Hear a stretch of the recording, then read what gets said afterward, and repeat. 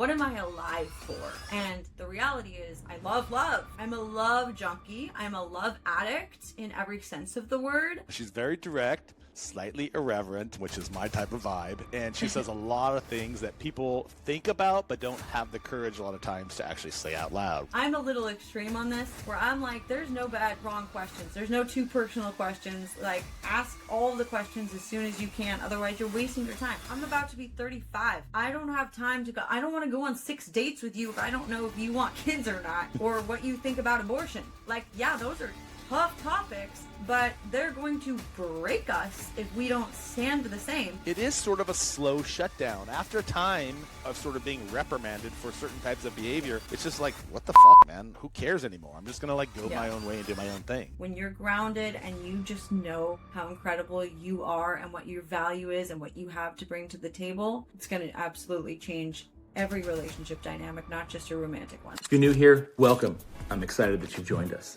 Every single week, I get to sit down with CEOs, leaders, founders, builders who are doing something really fantastic on the planet. They're building a business that's making a difference in other people's lives. And I get the opportunity to sit down and chat with them and learn how they're doing it, the lessons, the failures, the opportunities, and they're going to leave you and me every single week with some nugget, mini nuggets actually, that you can integrate, implement into your business to do the same thing. So I'm glad you're here. Sit back, let's get into it. Welcome to the Brand Laboratory, using a new platform today. I'm your host, Deevo, and I have a different type of episode today. I have a special guest. As you know, if you've been following the show for the last 5 years, wow, we're in 5 years now. Look at that. Most of the time we talk with founders, we talk with leaders, we're talking with CEOs of large and small organizations. And a lot of the time we mostly focus on psychology behind how people build things. And today we're going to step a little bit outside that norm. There's still going to be a through line, which you'll see as we go through the show.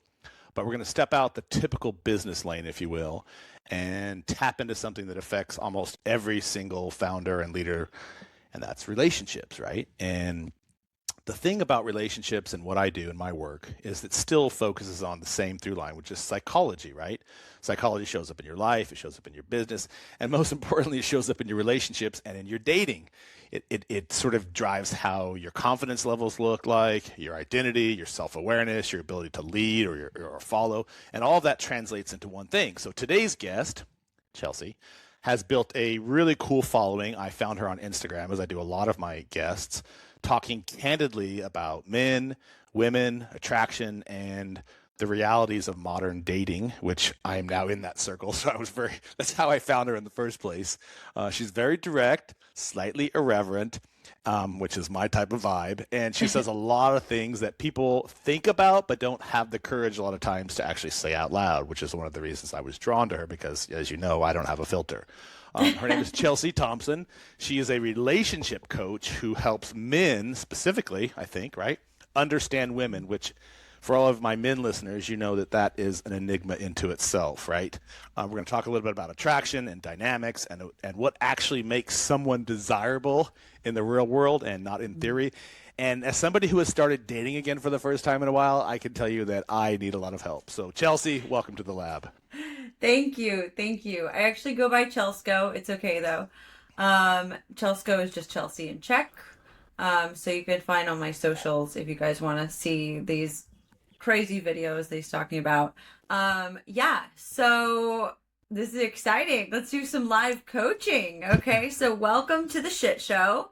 How long were you in a relationship? Well, that's a funny story. Before we go into the coaching, I want to hear your story. But I was married for 10 years, and then I got divorced back in 2013, and I have been since then. I'm a relationship dude. I love being in a relationship, and I have been in 3 successive relationships since 2013. My latest one ended about a year ago after 3 years, and I have begrudgingly entered the foray again, and I have to tell you, it is completely different even than it was 3 years ago, 8 years ago, which was really the last time I physically dated. I've actually been very blessed. I've sort of run into these women that I've dated in the most random encounters. I met one woman who I was dating for 5 years. I was engaged to her. I met her on Instagram. Another woman I met in a grocery store. Yeah, and then a third woman I met because my teenage daughter had gotten in some trouble, and she was friends with this woman's daughter, and I had to bring her over to like how we're going to discipline, and then next thing you know, we're dating for 3 years. So those are how funny. I know, love a pretty meet cute. I know. Yeah. So before you start coaching me and everyone who's listening, I want to talk a little bit about you. How did you get into this space? Tell me your little origin story. Give me a 30,000 altitude journey. Yeah, great question. I like to say, you know, if you're good at something, don't do it for free. And I just dated enough disasters, and I learned the hard way, and I did enough of the wrong thing to learn what not to do. But my backstory, I'm also a musician. My name is Chelsko. I go by Chelsko in my music as well. And I started, you know, writing music because it was the only thing to help me. It was my therapy to help me process heartbreak. And I grew up singing, and then I kind of stopped for a while. I went to school for theater. I'm an actor as well. And then I went through my first, like, I wouldn't say my first devastating heartbreak. That we have that first love, and that was the most shattering. But I went through my first really tumultuous, like really messy dating relationship right after college, and the only way I could process it was to start writing music again. And so I started, you know, Taylor Swifting it and putting all my heartbreak and all my trauma and all my experiences into my music. So it's really interesting if I look back and like listen to my own songs, you can hear my story and what I went through. Then I got on social media and started promoting my music on social media. And then I started being like, okay, how can I give back? How can I add value? Right. And I was doing social media for a bunch of different companies. And then I started like a social media company. And I was like, this just isn't fulfilling. Like, what am I alive for? And the reality is I love love. I'm a love junkie. I'm a love addict in every sense of the word. And so I started realizing and thinking to myself, like, well, I've had this unique gift of having a gift and a curse, the habit of, I have had savior mentality. So I kept dating guys and trying to fix them. And so I said to myself, if you're good at something, don't do it for free. So I started thinking to myself, well, what would happen if I got online and started sharing the same like tips and advice that I would have shared, and same energy that I was sharing with people that didn't appreciate it? What if I shared that with people who did, and did want to listen to what I had to say, and did want to like work on themselves? And I also kind of set out, because I was in 2 very abusive relationships, to help women not do what I did, or if they were in the cycle of abuse, to get out of it. And I found that there are so many men that had been through what I had been through, except for they're not talking about it.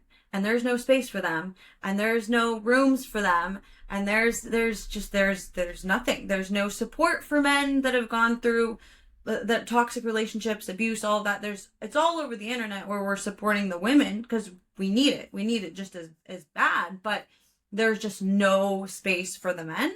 So then when I started kind of advocating for men and saying, you know, you can talk to me if you've been through this stuff, because I have as well. And this is how you make it stop. This is how you prevent these toxic relationships from happening again. Turns out there's a lot of guys out there that have been through horrific things and really toxic relationships, and also want to be in healthy, happy relationships. And so here we are. I have created a beautiful community I'm really grateful for. I see a lot of people on social media that have to deal with like a lot of toxicity, and I get comments for sure that are nasty, but for the most part it's just a really cool, really positive community of people that are all pretty like-minded and want to date in a healthy way and want marriage and kids and future, and are all kind of supporting one another in doing that and becoming the best versions of themselves. I just recently remade my course. I'm about to release my new course called Unshakable, which is a man's guide, right, to becoming the man that a woman is happy to allow lead, a woman is happy to submit to and follow. So yeah, that's where we are in this fun adventure I call life. There's a lot of things I need to unpack there. So I was taking some notes. Um, First of all, sorry about your abuse. I come from it's interesting. You and I have some parallels. I think that's another reason why I was drawn to a lot of the content you're putting out. And it's kind of a funny thing about people and sort of how I just came from a conference where I was speaking at in Tampa last week, and we were talking about this idea of energy and how likes attract likes and how people are drawn to people who they share this energetic vortex with, right? So it's really funny, even over across internet, I was sort of picking up on that. But this abuse part, I want to talk about that for a second because I grew up in a highly abusive environment as a child. And it sounds like you had it domestically with partners. For me, I uncovered in the last few years of therapy that I'm going to go into this attachment theory concept, which I know you're familiar with, how my childhood drove sort of my attachment theory and how I show up in relationships and specifically with women. And I'm an anxious attachment. I'm a recovering anxious attachment. And so when I started kind of breaking this down, and I was working with a woman out of Canada, Thais Gibson. I don't know if you've ever heard of her, but she's a phenomenal woman, and she really just exclusively focuses on this attachment theory. Anyway, so that's how I first got exposed to it, and then I started working with my therapist on it. And it's crazy as you start to unpack all of the relationships that I was in. I found that I was attracted to people that I was always trying to solve a problem for them. And it blew me away that the origins of my attachment style were sort of seeking validation by solving people's problems. And so I'm just curious, as it pertains to you and abuse and the type of men that you were attracted to, if you don't mind me asking, can we unpack how your attachment style drew you to men that were abusive to you? Well, I think that it always ties back to early childhood, but it can look different, right? So I was lucky enough to have a very peaceful, just a very blessed childhood, right? There was no abuse, no alcohol use at all. Two very Christian parents that are still together. But I also had a couple of things going on, dynamics in my early childhood, but one of them was friends, right? I had girls that were really mean to me, and that really, really impacted me. And so later on, you look at like, okay, well, what are the things? It's because sometimes there's different things that a lot of clients will come to me and be like, well, I don't understand. Like, I had a normal childhood. Well, it could be something super subtle that you didn't really notice that was going on. It could be a dynamic between your parents. It could be a dynamic between you and your mom, but like there's nothing really toxic or bad, but it's just a dynamic that you kind of got used to. Or it could be like through friends. Like I said, like a lot of mine, I think probably came from trying to prove myself and being like, just used and walked all over. I was just the nice kid. And I had girl after girl after girl just be mean to me. And I would try to like be loving and get shit on over and over and over again. And so it's a lot of those different things. But my dynamic is my unhealthy attachment style was anxious avoidant. So I could switch in and out of those. So with an avoidant, I become anxious. But with an anxious, I become very avoidant.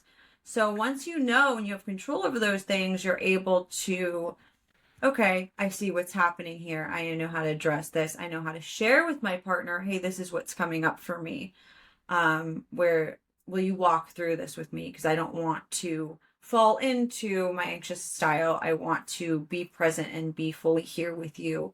And there are some tools that I give my clients to be able to change those dynamics. But a lot of it is working on rewiring, your brain and your nervous system and understanding what a healthy grounded place looks like. So for example, like when I was in my abusive relationships, I was in such an anxious state at all times. I had anxiety. I was shaking like pretty much all the time. Like that became my normal. So after that, I had to take months and months. Honestly, it's taken years to relearn what my normal is supposed to be and at a calm, grounded state. And now I can jump back into that calm, grounded state really quick. If something comes up, if something's bringing me anxiety, I can go do a breath work. I can remove myself from the situation and I'm able to identify, right? Ooh, this doesn't feel good because my new normal is now grounded and calm. So that's the goal, right? Is to figure out, like you said, what was it from our childhood? And then, but more importantly, Because once we know what it was, then we have to figure out like, okay, we're not blaming, we're not blame shifting. We're now taking accountability and being like, okay, what do I do moving forward so that I don't react, but instead I respond. I love what you said. Once you know, it's really interesting because I think a lot of people think you're going to be stuck in that loop, whatever that loop is, right? Depending upon whether it's attachment theory or anything else. But the thing about, and this is actually the work I do with my clients, is once you can identify whatever those triggers are, or whatever that trauma is, then you have sort of knowledge. You have a baseline that you can start working on things. It's not about perfecting anything. It's not about erasing the past. The past is who we are, right? Yeah. But once you have sort of a baseline and the knowledge of the source code, if you will, where it came from, then you said specifically, you can start to unpack it and you can rewire the neuroplasticity. So I love that you did that. I'm curious about the market itself that you're in. If we can go into that direction for a second. You work specifically with men. You're a woman. I guess let me rephrase. Did you step into this market because you recognized a gap, or was it more based upon a desire, based upon your own experiences and realizing that there is a gap, but it's largely needed? I mean, speaking for men and having and because I work with men, like we're pretty clueless most of the time about a lot of things, right? Especially when it comes to dating and trying to figure out the language of Mars and Venus and like building our lives and building our relationships. And a lot of men that I talk to, I actually run a men's group here in Charlotte, and one of the through lines that we talk about on a regular basis is that it's kind of lonely, and there's not a lot of resources and information out there for us to sort of get answers, get shit off our chest, and really understand, because we do want to show up for our partners. We do want to run our household. We do want to lead by example. But a lot of times it feels like, I'm probably going to get in trouble for saying this, but a lot of times it feels like it's a no-win situation for us in a lot of different ways. Yeah. Because we're either doing too much, we're either doing too much, or we're doing too little, or we're just not speaking the right language, and we sort of get lost in translation all the time. So I think, what you're doing is phenomenal, but I'm curious, like, did you step into this arena because you saw a gap and the desire, and you're like, shit, I can really speak to this? Like, what was sort of the impetus behind going into this area? Yeah, no, great question. And I also will say, I don't think that you're getting in trouble at all for what you just said. I hear it all the time, right? Where guys are like, my hands are tied behind my back. Like, you're telling me do more, but don't do more, or you'll get canceled. So, like, which one is it? You want me to step up and be a man, but don't be too masculine, or that's toxic. So guys are like, okay, fine, I give up. And they just go away. They just hide in a hole. Like, so no wonder y'all are lonely. It's scary out there. And it's like, a slow shutdown. Am I allowed to approach a girl? Am I not allowed to approach a girl? Is she going to get mad at me if I approach her? But she's going to get mad at me if I don't approach her? I don't understand. It's a lot of voices. Thank you. Thank you. Yeah, you said something. Sorry, I didn't interrupt, and I want to go right back to you. But it is sort of a slow shutdown. After time and time and time again of sort of being reprimanded for certain types of behavior, it's just like, what the fuck, man? Who cares anymore? I'm just going to like go my own way and do my own thing. Yeah. And that's not healthy either. It's fine. My little, you see this little nose? Oh, he's so cute. I love him. This is my number one boy right here. That's funny. I always had girl dogs. And he changed my life. But anyways, that's a whole nother story. I always recommend everyone get a dog, except for just pulling my headphones. Everyone should always get a dog. But yeah, so to answer your question, God, Jesus. Jesus is always the answer. But that's how I got into this, because I really was very angry at men when I went into this space. I had healed a great deal. I had done a great deal of healing, and my most recent relationship was very healthy.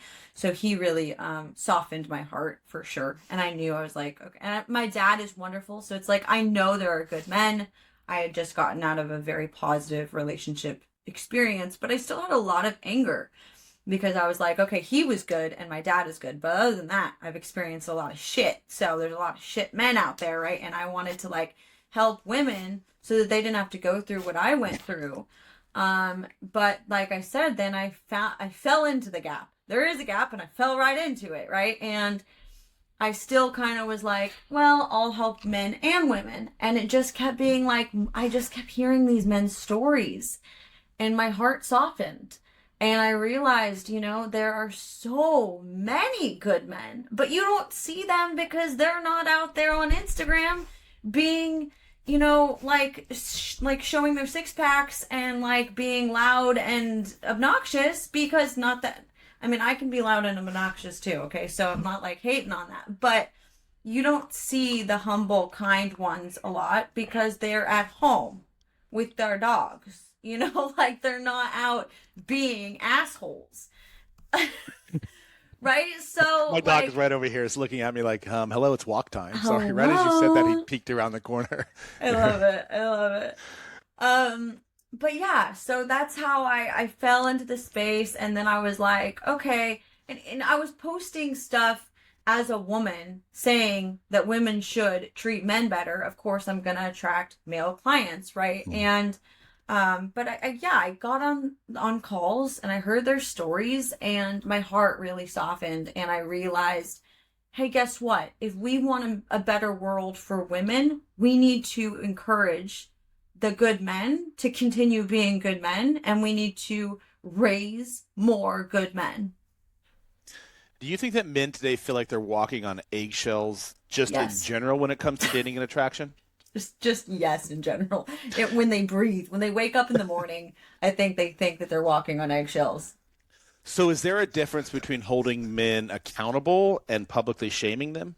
And yes, absolutely. Explain how you feel about that. What's your idea around that? Well, I think that, you know, accountability, it's important to be honest. It's important to hold people accountable. And public shaming is more like making a joke of it, or, you know, doing it for likes, views, like, you know, attention, right? From a biblical standpoint, right? We are called to hold one another accountable. We are called to call each other out on our shit. But it says to do so in a loving way, right? And if someone doesn't listen, then you take them to the church. If they still don't listen, you take it, you know, there's steps to it. There's ways to do it the right way. So I think that these conversations need to be had, you know. I think it's important to be like, okay, women also, like, it's your job to not let a man stay in your life if he's treating you like an object and just wants to sleep with you and is not pursuing you with intention. Hold him accountable. Block him. Be done with him. But then if he is treating you right, like, those are the men you're gonna put more care and attention to, right?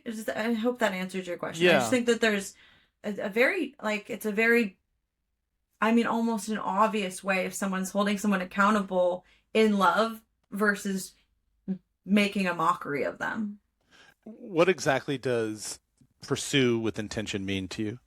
I think pursuing with intention, it comes down to respect and communication. If you're really getting to know someone to marry them, you're taking it slow.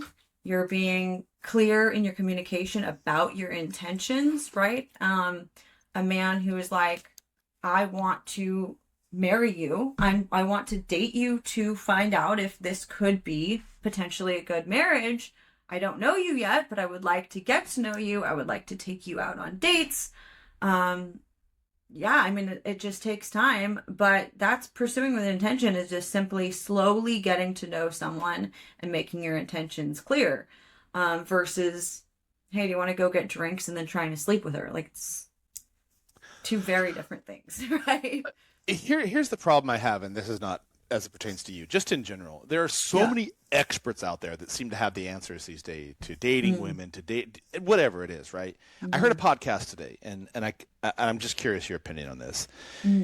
He said, he was talking about how the number one mistake that men make when they're trying to attract a woman is that when they meet somebody that they like, they suddenly go into like puppy dog mode because they suddenly identify what they really want to date this woman. They really want to partner with this woman. They want to, like, she's marriage material, but she's wife material.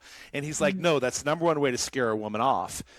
I want you to be more cavalier. I want you to play it more cool, calm, and collected. Don't be so chase culture, yada, yada. And I understand what he's saying, like, but what's that fine line between if you're dating somebody and you actively like her, like the whole point is to spend time together, is to let her know you like her, to let her know that you want to be around her, that you enjoy her space and her energy. So I don't necessarily agree with what he's saying. I understand the kind of like the the motivation behind it. But what's your take on when a man meets a woman and there's a physical, emotional, intellectual, whatever it is, attraction on both sides, and men are sort of like, wow, this is like too good to be true. Like, I really like this woman. I want to spend time with her. But what's that balance between attracting the right person, spending time with the right person, and not being too cavalier, but not being too overbearing, I guess, if you will? Does that make sense, the question? Yeah, no, I actually agree with him. And here's what I'll say is it's for both genders though, right? Because when I look back at times when I was in not such a secure place, I turn into a total puppy too. I see a guy and I'm like, all of a sudden I'm marrying him in my mind and I'm like, what do you want to do? I'll go wherever you want. I'll come meet you. I'll bring you flowers. Like, when we are not completely in frame and grounded and excited about our life, we get our like validation and our love from a potential, you know, like, especially as a woman, we like especially create this beautiful life, this fairy tale. We grew up with Disney, you know, and so men and women both do it. We turn into puppies.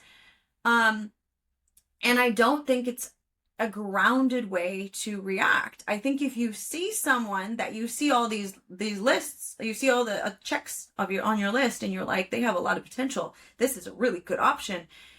You slow down and you have to sit back and realize you don't fucking know them. Excuse my French. They might actually suck. And you chill out for your own sake, not to get them. That's the difference. It's not about, well, act cavalier so that you can get them. No. Remember who the F you are and sit back into, what is my purpose? What is my mission? What am I excited about? What gets me up in the morning? And it's not a woman. It's my why in life. And if you are excited about that, then when you see a woman who checks all these boxes, you'd be like, okay, let's see. Let's see if she actually is. And then you make your intentions known. Okay, I would like to see you. I'm really busy doing my things, but I have this date and this date, and you seem like you could be a really great woman. So I'd like to actually get to know you and see if you actually are what you appear to be. And then guess what? That is so attractive. And it's not puppy at all, but it's not that you're not being puppy because you don't want to be puppy. You're not being puppy because you're grounded and you're in your healthy masculine, and that's going to attract anyone in her healthy feminine who's also pursuing her why and who's also like, okay, cool, I'll let you pursue me, but I'm also very busy, but let's find a time that works because I would like also to get to know you and see if you are who you say you are, and let's meet and get to know each other. And then there's this beautiful, deep connection that is built slowly that eventually could end up in marriage. So the through line that I heard you say isn't necessarily being cavalier. It's being very purposeful and staying in the lane of what you want out of your life and sort of letting things unfold naturally. In terms of attracting the right type of person that you want to eventually date, and if marriage is your thing, eventually marry, are there things that, how do I say this?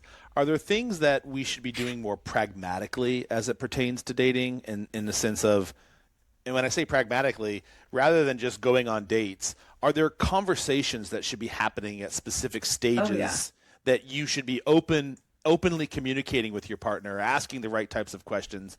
And if so, like, can you maybe take me through what that cadence looks like in terms of you meet somebody, they seem really cool, you go on a date, like the different levels, and like when are the times to be introducing these pragmatic, I don't want to call them interviews, but you are kind of almost interviewing each other for the practicality and the potential of this, yeah? Yeah. I would say the problem with our generation is that we care way too much and are open with all the stuff that doesn't matter. But then all of a sudden, you see the IGs about it where it's like, they have no problem being completely naked with each other, but don't want to ask, what are we? Like, what? Like, that's so there is, I really don't think that I'm a little extreme on this, where I'm like, there's no wrong questions. There's no too personal questions. Like, ask all the questions as soon as you can. Otherwise, you're wasting your time. I'm about to be 35. I don't have time to go. I don't want to go on 6 dates with you if I don't know if you want kids or not, or what you think about abortion. Like, yeah, those are tough topics, but they're going to break us if we don't stand the same. So for me, I'm like, I won't even go on a first date the first date's not even happening until I know that our values are pretty much aligned and that you want marriage, kids, love the Lord. Like, so a lot of people too, the location thing is pretty important. Some people will move, some people won't move. If you're both like, I'm not leaving the state ever, then there's no point in dating. If you're in different states, like there's stuff like that some people will be like, oh, well, they were really cute, so I spent 6 months going on dates with them, and then all of a sudden you realize they don't want kids and you do. So you just threw 6 months of your life in the garbage can. That's not true. That's not true. I take that back. You learn. You always learn. Yeah. But there's a more efficient way. I like how you caught yourself on that one, because I was going to call you out on that one. Yeah. No, I think that, but I'm such a glass half full girly, right? Like, God can use everything, but like, okay, a baker can use everything too, but they're probably going to have an easier time if you give them flour, dough, or flour and sugar than if you give them like, I don't know, something nasty to work with. You know what I mean? Like, there's easier ways to do it. Like, can God work with everything? Absolutely. I chose the worst, the worst dating choices. And I got a beautiful career out of it. Like, I now help people to not make those choices. So God can use literally anything if you're in surrender and in that posture of surrender with him. But if you want to have a healthy, happy marriage and long relationship, and you want to get there sooner rather than later, if you're ready for that, first of all, you have to do the work to make sure you actually are ready for that. Because a lot of people think they want that, but they're not even. I was not anywhere remotely ready to be married 5 years ago, but I thought I was. So I think the most important thing is to work on you. But when you are ready, actually, yeah, I think it's important to ask the important questions first. I think it's the biggest thing is to make sure your values are aligned. If you DM me the word values, I have a value worksheet. But so, I mean, that's for me. I've filled my value worksheet out very thoroughly, and it helped me realize what I value and what's important to me. And this can be very different for each person. Like, one thing that I bring up in my course is time, right? Some people might be like, I'm always late to everything and it just doesn't bother me. And some other person might feel very disrespected by that. And that could just be a conversation. That's not a reason to date or to not date them. But this kind of stuff comes up when you're figuring out, like, what are your values? What do you value? Are you going to want to raise your kids in the church? And the other person really does not want to raise their kids in the church? Like, these are questions that should be had earlier on. Talk about finances, talk about faith, talk about travel, talk about, maybe one person wants to spend all their money on travel and the other person absolutely doesn't want to do that. That may not be a good alignment, right? But if you figure out first what all your values are, and then you figure out what someone else's are, and as long as they overlap enough, it can work. There's compromise always has to happen. No one's going to be completely aligned. But if you don't align in 4 out of 5 sections, probably don't continue dating them. I love what you just said. I want to talk about my favorite word, and it begins with V, and it is values. And it's the very first thing that I do with every one of my clients, because the through line, and I talked about this at the outset of the show, I'm going to bridge the gap between relationships and what you do and what I do, and sort of why it's important to understand. And values is the first bridge. Because if you don't know what your values are, whether you're in business or when you're in life, you're sort of floundering and sort of throwing spaghetti noodles at the wall, trying to figure out who you align with, what do you believe in, all the different things. So values are critical. It's funny you have a values exercise. I actually have one as well, too. We should share and see if there's any crossover. In terms of your values, right off the bat, what are your 5 most important critical values that you look for in dating? Well, the most important one to me is their walk with God. Okay. And that is the core, right? Is they're living for serving the Lord. That everything goes back to, is this honoring my relationship with him and helping me to live for God? Because ultimately a good relationship isn't supposed to serve me. It's supposed to help me serve my higher power. Another thing that's really important to me that I value is communication, right? It's calm communication. not arguing. I have zero tolerance for yelling or for any abusive type of things. Another one that I value is I really value my my freedom.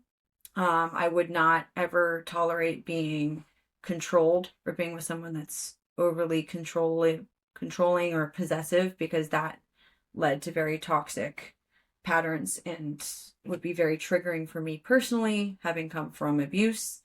I do value traveling. It's very important to me. Traveling and my career.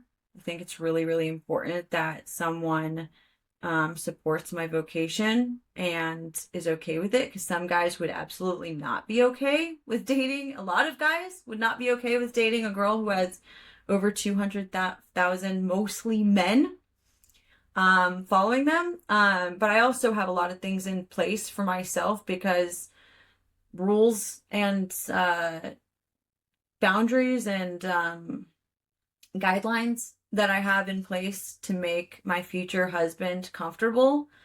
I was just talking to someone earlier, people are always asking like what's appropriate and what's not appropriate on Instagram. Like you said, it's a whole different world these days than it used to be. And so for me, it's like I've created this groundwork now with how I approach. I have automations that respond to my comments. So like I'm not even most of the time interacting. I try not to interact overly at all, but especially not in any flirtatious or any way that could be perceived as flirtatious. When you're communicating with your audience, you mean? Yeah. And then number 5, family values is just really huge for me, right? I want to, in part of honoring the Lord is going to be having a beautiful family that loves the Lord, and that we are, keeping him at the core of that and of raising our children. Thank you for that. I want to get to you coaching me at the end, so I need to be respectful of time, but I did have a couple of more questions. In terms of my values, I just want to share them with you and get your feedback on it. My first value is actually values alignment. I want to know what sort of crossover we have as it pertains to the value. Like, do you even know what values are, and have you spent the time to actually get to know what you believe in? Which is interesting, and any men who are listening to this, I highly recommend you go to Chelsko's Instagram feed, download her values. I know the power of doing that exercise just from my own side. So if you have one specifically for dating, the imperativeness of knowing what you actually believe in and what you're looking for is critical, I think, at this stage. You said communication. We're fully in alignment on that one. I put 2 things on there, and as you were talking, and I don't want this to sound vain, but emotional intelligence is really important to me in terms of not that I'm smarter than you or you're smarter than me, but like, do we sort of see eye to eye emotionally in how we view the world? Are we like intellectually in alignment to some sense? Because if you have to explain everything to me because I'm not smart enough to understand, you're probably not a good fit for me, right? Or I'm probably not a good fit for you, right? Communication. And then I also put down, and I'm just curious of your opinion on these, I put down reciprocity. I really feel like a good relationship, in my opinion, should have a neutral, sometimes you lead, sometimes I lead, but a reciprocity approach in terms of like, I'm here to make sure that you're growing, you're here to make sure that I'm growing, we're here to build each other up, we're here to make each other stronger and inspire, because I firmly believe in the idea of, and I know you do as well because you talk about it a lot, the masculine energy, the feminine energy, and the balance of being able to possess both of those and work collaboratively together as a partnership to build a life. Like, that's the whole point of being in a relationship, right? And then my last one, I don't know if you would consider this a value, but I said peace. I want to be in an environment that is just peaceful. I want to be able to come home or be with you, and every time I'm with you, it just feels like home. It just feels like peace, right? So you feel like those are good identification metrics? 100%. I mean, that's the number one thing that I tell women is that a man just wants peace. There's chaos out there. He wants to come home and be able to lay down his head and rest, right? And I have so many men that are like, well, am I allowed to be vulnerable with her? Yeah, that should be the one place you can be vulnerable. That should be the one place you can come home and lay your head down and cry if you need to, and like just breathe for a second, because you're out there defending your family, providing for your family, doing whatever it is, even no matter what the dynamics are, if you both work or whatever. The man, if he's in his masculine right, is out there facing the world. You want to come home and have that peace. And so I think, and that's something that you can identify very early on. If you're dating and there's already like drama starting unnecessarily and there's already a lack of peace, then you can recognize like, this is probably not the direction that I want to go. Why do you think, and I'm assuming I know the answer to this, but I want to hear what you say, because dating over time and men and women's relationship over time has dramatically evolved. Not necessarily for the better in some ways, but in some ways. And where I'm going with this, you know, I just turned 50, so I've been dating for a while. I was married for 10 years. You know, like I've been playing in the sandbox for a while. Yeah. And I can tell you, like, I can make a whole journal entry on this. The difference as it was when I first started dating back in college was really, well, I guess I started dating in high school, but true dating. I mean, in high school, we don't know what the fuck we're doing, right? But in college, like, I started having real relationships, and then all the way through up to my age now. And there is a massive difference in how I have had to adjust my habits and my styles and like the different things, and women in general. And I'm wondering, I'm just curious, why do you think that women underestimate how much men actually just want, or how much men respond well to respect and admiration and peace? Like, why do you think that has gotten so off kilter, if you will? I you think talk about it a lot. I think it's the same as why men think that women only want bad boys. Girls also, I mean, there's a book, Men Want Bitches. So like, we're out here thinking like, he's not going to want me. And our experiences have not, most of the time, have not taught us that men just want peace. If you just be a nice little peaceful girl, he's going to choose the one with the big tits and the like perfect body who's like has 1 million followers over you. That's what we see. That's what we experience. Just like how men are like, well, she keeps choosing the tatted bad boy over me. It's the same thing. It's a cultural problem, right? Where we are not glorifying and giving credit to the good ones. Neither sex is. You don't see movies with like the humble, you know, mom looking like, what's that word? You know what I mean? Like, you don't see movies where they're like praising the peaceful, like humble, like motherly, calm, grounded woman. No, they're praising the hot one, the one who made it big in money and got like big in business or got all this money, or like it's the same Cinderella story, right? Where it's like, so we watch TV and we watch Instagram. What are the girls getting all the most attention? They're the ones in the tiny bikinis, and guys are saying, well, I don't want a girl that's wearing a bikini, but who are they liking? Who are they giving attention to? The girls in the bikinis. Wait, so what guy is saying they don't want a girl in a bikini? I'm not saying that. Well, that's what I'm saying. Exactly. Oh, okay. Well, no, you would be saying that if it was your girl, though.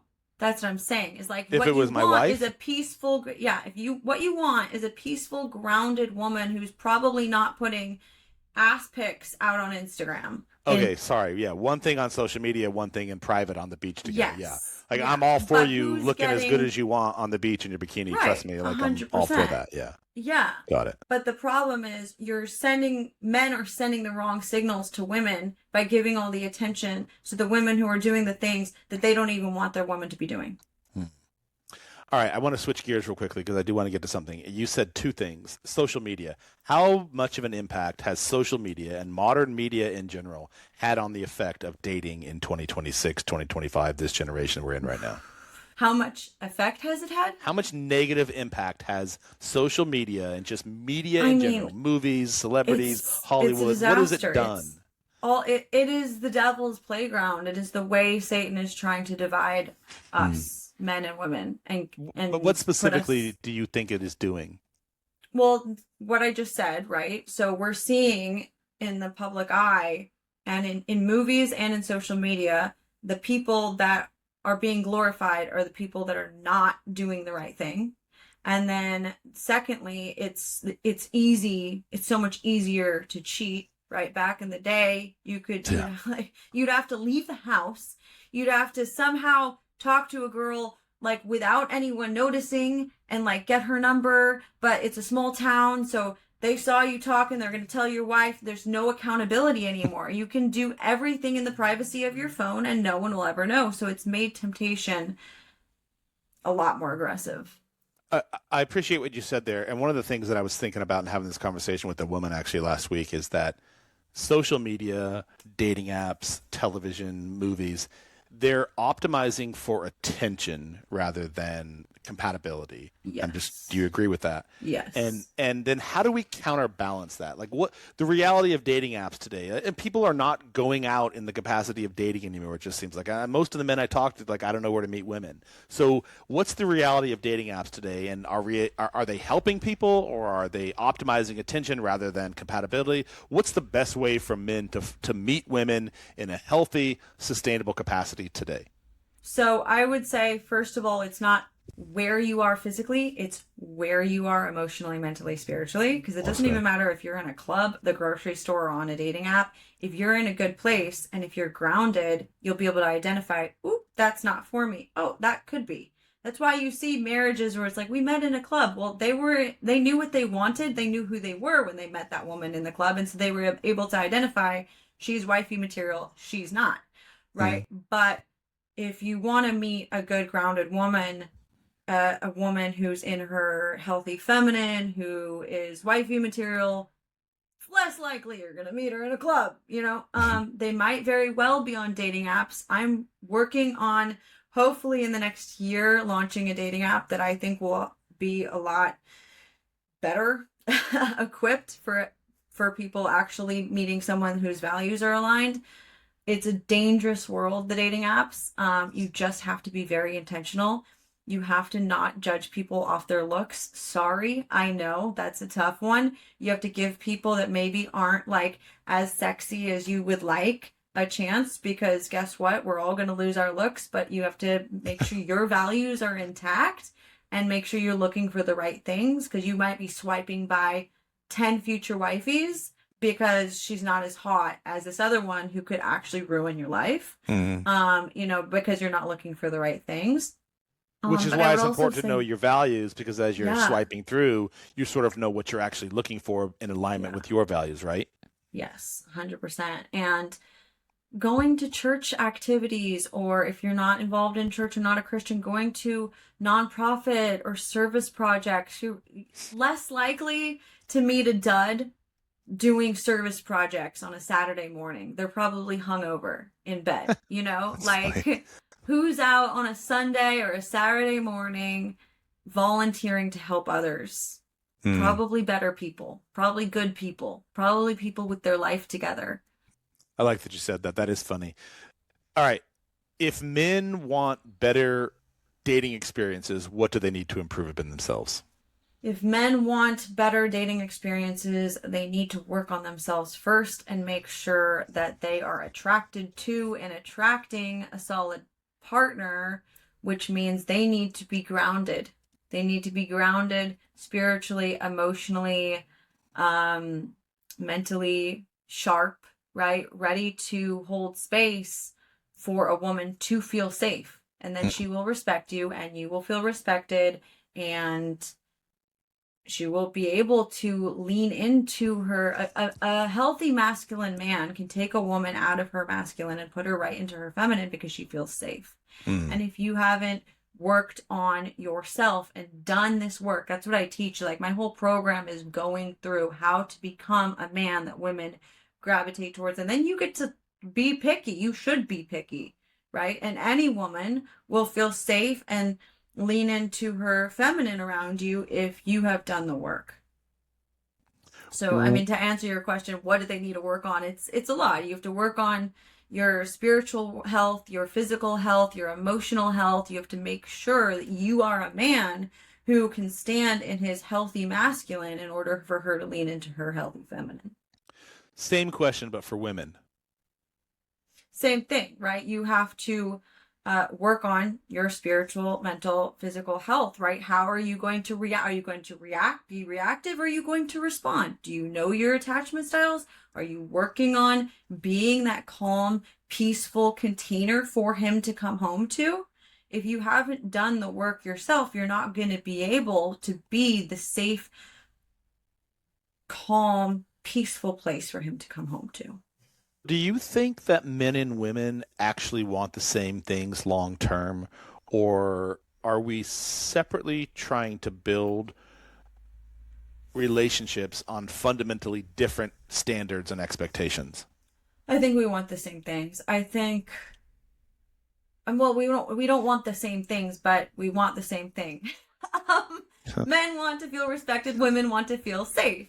And if a man feels respected, he's going to make his woman feel safe. So we do want the same thing. Like, in the end of the day, everyone wants someone who's going to love them, be loyal to them, trust them. You're not going to, that you see those old school relationships, like my grandma, she's like, she's told me, she's like, I would never in a million years have thought, I wonder if grandpa's cheating on me. Like, that never would have even crossed her mind. And he created that safe space for her, so she had no problem like holding it up the fort at home and making sure the kids were always good, and she was excited and appreciative, and they just had a very lovely, wonderful, full life, right? And I think that in the end of the day, when you see people searching for or wanting like likes and validation and money, it's just trying to fill a void. In the end of the day, we got a God-sized hole in us. And you fill that up with Jesus, and then you start actually looking at relationships like a way that can actually help you to love the Lord and serve the Lord even better, then what more could you want? Everything. Well, for those people who aren't necessarily following a Christian God, how would you rephrase that? I think that it's still like a higher power, your meaning, your why for your reason to, why are you alive? What makes you excited? You know what I mean? And if you are, there's no one out there that's like, I'm not really big on like purpose. Like, I don't think you could find anyone that's like, nah, I'm just trying to have a good time and die. Like, everyone wants something deeper. That's why that's a real one. Like, everyone uses that, right? That's a real one. Why do people want real ones? They want purpose. They want deep. They want authenticity, right? So everyone is looking to fill this, whatever you want to like call it, a God-sized hole, right? And that's where we all are wanting to fill that void with our why and a purpose, and a healthy partner will help you to be more of the person you're meant to be. So I think that other people would just say, would phrase it more as like what the universe or what life is like, what you're meant for, what you were born for, your destiny. But if you're feeling that, a healthy relationship will be helping you to be the best version of yourself. Iron sharpens iron type of thing. And I think in the end of the day, like, that's what everyone wants. Everyone wants love. Everyone wants to be loved. And I think, when you feel like you're working towards, you're never going to be perfect. Well, we all have flaws, but when you feel like you're living for something larger than yourself, how can you, if they say, if you're a grateful person, it's really hard to be mad. Gratitude is something that I don't think I ever had any knowledge around until the last few years, really sort of shaping my life around just being grateful where I am right now. And you said something earlier, and I want to go back to it. Every relationship, even though they've ended for me, and it sounds like you hold the same scope, every relationship I've been in, even my wife's, and every relationship that has ended, I have learned so much about myself. They have been some of my greatest teachers, right? And each successive relationship that I've gone into, I was able to carry the lessons that I learned, whether it was how not to do something or how to better treat somebody or how better treat myself or understand my own patterns, my own loops, attachment theory, what have you, and then taking that forward. So it's really important that what you just said, that we look at every opportunity and experience with some sort of gratitude for the lessons that we can take with us into the next stage.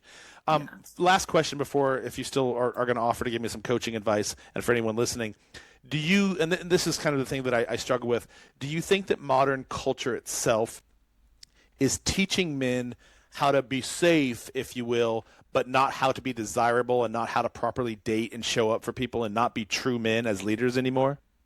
Yeah, I think that our culture has not created the grounds or foundation for men to be able to feel safe being in their healthy masculine, because they're kind of told with the cancel culture that they're like going to be, that's toxic masculinity and that's this and that. And they like circling back to the beginning, right? We are making men feel like you're damned if you do and you're damned if you don't. What in the Chelsko version of like the perfect scenario, what is the ideal relationship look like, role based, for a woman and a man? What are the I think roles that we play? an ideal relationship um, is a woman being able to be in her feminine and a man being able to be in his masculine, and both encouraging that for and holding space for one another to do that, right? Because you see a woman when she's in love, and I've seen like myself turn back and forth actually. I've witnessed it in myself. It's like, who the hell am I now? Like when I am put in my masculine, I turn into a bitch real quick. If someone else is not getting stuff done, I mean business. If it's not getting done, I will get it done. I will put the pants on so fucking fast. Excuse my French. With a man who is in his healthy masculine, I turn into a little girl, giggling, like silly, like loud, like I just lean into being a little girl if I feel safe. And so I think this beautiful dynamic that can happen is when both people are willing to go there, because it's vulnerable as well, right? If both people have done the work and are actively doing the work, because it's never fully done, then it's a beautiful dance, the masculine and the feminine, in when it's done right, when it's done correctly. I do have a hard stop coming up here, so let's Yeah, try to. I'm gonna let you go now. Okay. It is a never ending project, really, truthfully, and at each stage you evolve in the relationship, it behooves you to sort of continue to have the candid, open conversations about how do we continue to grow together. Well, Chelsko, I really appreciate you being on the show today. It's been a fun conversation, very enlightening for me. I love your candor and your irreverence and sort of like your take on things. It's very refreshing, and so that was one of the reasons I wanted you to have on the show. For anyone listening who wants to go deeper into the work you're doing, they can find you on Instagram. You also, if you want to share some of that information real quick, and this will be in the show notes as well. But you can find me at Chelsko Coaching, and just Chelsko.com is my website. All of the things are there: my music, my coaching, everything. I would just say for you, my little tidbit, if I could give just from what I've heard about you, that trauma that you had as a kid, like it's huge that you have been able to see, like, okay, this is why I'm attracted to and attracting what I'm attracting. And as an anxiously attached person, because I also have that side of me, right? It's so easy for us to go into that overgiver. And I also see many, many men overgive because you guys are givers. You want to provide, protect. So especially for an anxious style, it is easy for you to kick into overdrive and trying to take care and fix and this and that. But the more you lean into who you are and what your purpose is, and remember, it's about coming back to realizing, whether you believe in God or not, how valuable you are, and start approaching relationships more, not like, what can I get from this, but I know who I am. I know what I deserve. And so now I'm gonna walk into this with that energy. And of course, you're gonna provide and protect once that trust and relationship is built. You're not gonna overgive. You're gonna give just enough. You're gonna, I'm gonna hold this space. This is when this date is gonna be. Okay, cool. I'm seeing more of who you are. Let's go on a few more dates. When you're grounded and you just know how incredible you are and what your value is and what you have to bring to the table, it's going to absolutely change every relationship dynamic, not just your romantic ones. Thank you. I appreciate that insight. You're welcome. Well, this has been a fun show, a little bit different from our normal broadcast, but I really appreciate you being here and sharing the information Thank that you for have. having me. Yeah, I sort of just recapping the fundamentals of building relationships are centered around values, communication, doing the work on yourself, having some self-awareness of how you show up in the world, and be willing to have and find a partner who is willing to grow with you alongside you. The two of you are building something together, just like you're building your business, just like you're building the clients that you attract. All of those things go hand in hand, and it all really starts with us at the end of the day, right? Yeah. Amen. So cool. Amen. All right. Well, thank you. I really appreciate you being here. It was a phenomenal show, and I hope having everyone me. else enjoys it. Thank you. Thanks, guys. All right, that's it for today, folks. Thank you. If this episode hit you, like it, subscribe it, leave a review. It helps a lot more than you think, and it helps the right people find this show and help us keep growing so we can continue to produce amazing episodes. You can find me at thebrandstoryteller.com if you're interested in connecting with me, and everything else about this episode, the guest, the websites, the social media handles, they are all linked below. I'll see you in the next show.